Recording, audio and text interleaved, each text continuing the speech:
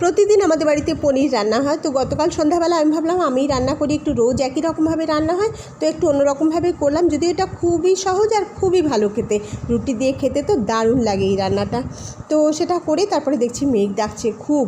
আমি ভাবলাম এই বৃষ্টি আসবে, যাই নিচে গিয়ে দাঁড়াই একটু বৃষ্টিতে ভিজি। গামছা গায়ে দিয়ে কতক্ষণ দাঁড়িয়ে রইলাম, বৃষ্টি আর আসে না। তারপরে চলে এলাম ওপরে খেতে। যেই খেতে এসছি এবার বৃষ্টি নেমেছে, তাড়াতাড়ি দৌড়লাম আবার বৃষ্টিতে ভিজতে গিয়ে অনেকক্ষণ বৃষ্টিতে ভিজলাম, যদিও বেশি বৃষ্টি হয়নি। তারপরে একটা আমও পেড়ে নিলাম রাত্রিবেলায় গাছ থেকে। তারপরে দেখো হয়ে গেল আমার বৃষ্টি ভেজা। এবার তারপরে আজ সকালবেলায় গেলাম ব্যায়ামে, গিয়ে বসে আছি কখন চাবি নিয়ে আসবে, কখন ক্লাব খুলবে, ব্যায়ামে ঢুকবো। তারপর এখানে বসে বসে একটু ছবি টবিও তুলে ফেললাম। তারপরে দেখো ব্যায়াম থেকে ফিরে এসে আজকে আমি একটা বাতাবি লেবু পারলাম গাছ থেকে।